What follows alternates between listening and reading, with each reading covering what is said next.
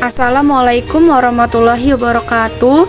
Perkenalkan, nama saya Nurayuningsi, MPM 2011080132, kelas BKPIB semester 6. Baik, di sini saya akan memaparkan sebuah video untuk memenuhi tugas ujian akhir semester mata kuliah praktik micro teaching dengan dosen pengampu Bunda Reska Primanisa MPD.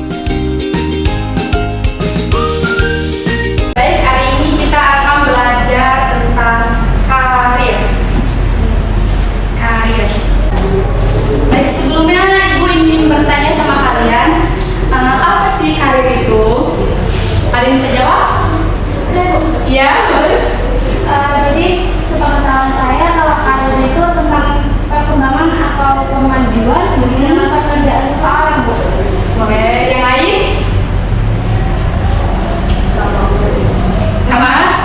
Oke. Ibu akan mengeser PPT tentang karir ke kalian, tapi di grup ya, soalnya rektornya lagi nggak bisa ya. Ya Bu. Oke, bisa lihat di grup ya. Baik, di sini Ibu akan menjelaskan tentang karir.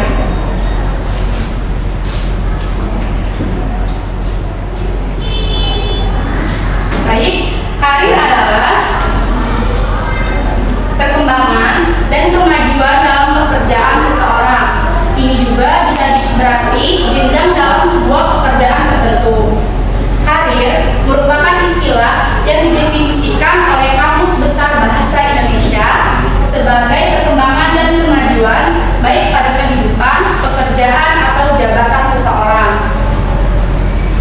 Adapun jenis-jenis karir, yang pertama, karir dari pekerjaan yang tidak terkait. Yang kedua, karir yang berkembang dari satu pekerjaan. Dan yang terakhir, karir dari pekerjaan yang berbeda di satu industri. Selanjutnya, manfaat perencanaan karir. Yang pertama, mencapai kepuasan pribadi.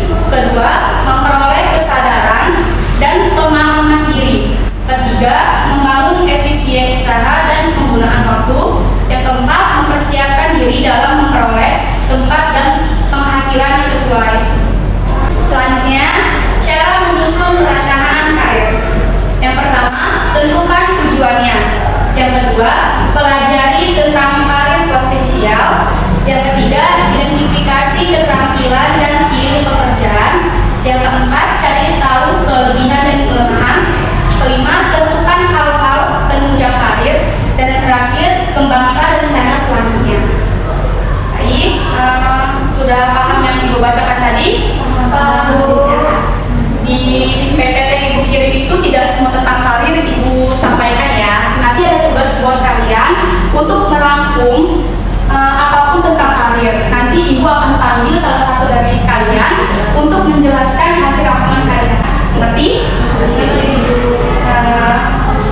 Boleh sekarang aja merangkumnya. Ibu kasih waktu 2-3 menit. Ya?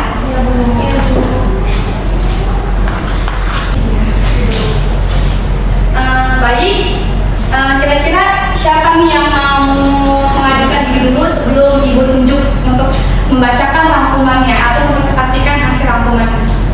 Ya, dipersilakan. Saya Bu. Ya, silakan Desta, maju ya.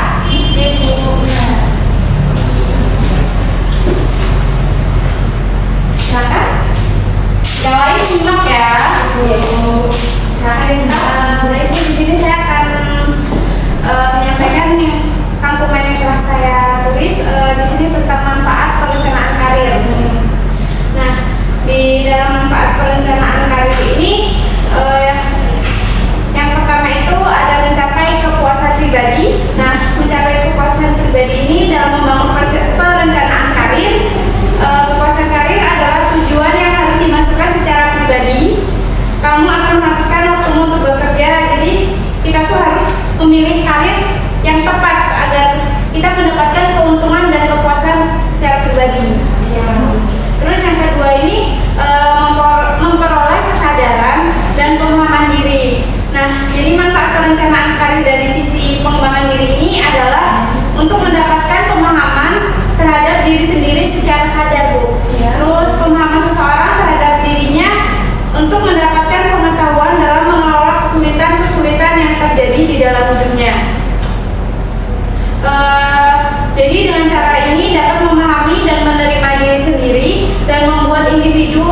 lebih memahami dan menerima orang lain.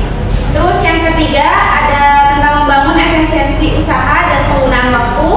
Nah, manfaat perencanaan karir ini adalah untuk membangun efisiensi dalam memanfaatkan waktu dan usaha. Di sini kita dapat memilih tahapan karir secara lebih sistematis. Nah, dengan perencanaan karir ini harapannya kita dapat meminimalisasi proses trial and error serta membuat kita lebih dekat dengan arah tujuan yang kita inginkan, Bu. Ya.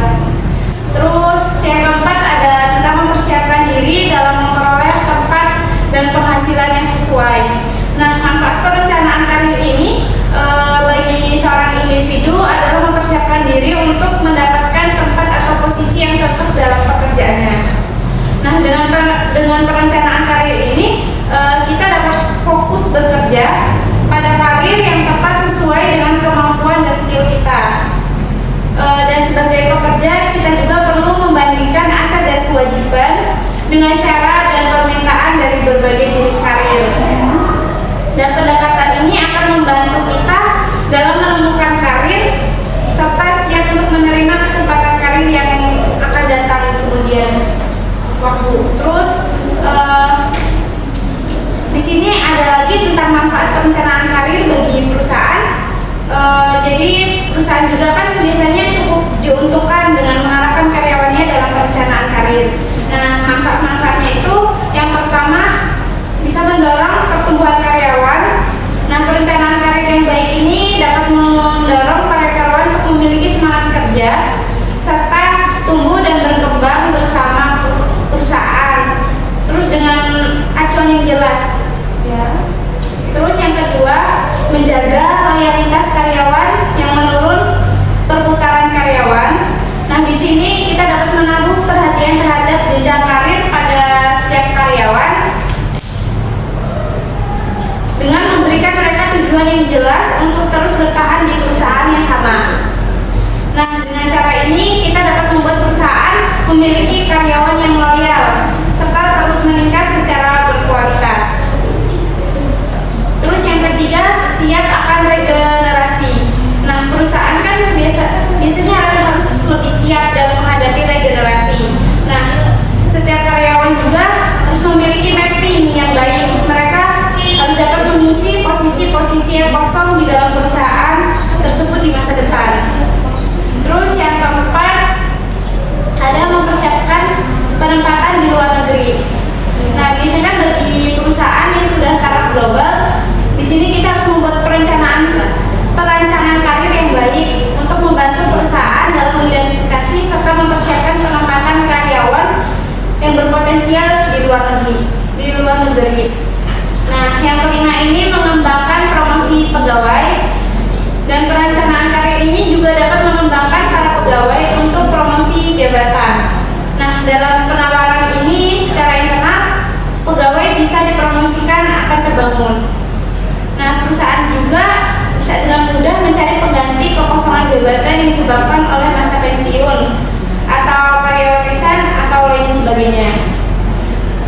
Terus yang terakhir, memuaskan kebutuhan karyawan sehingga dapat mendukung karyawan potensial. Nah, perencanaan karir juga bisa memberikan jalan untuk karyawan potensial.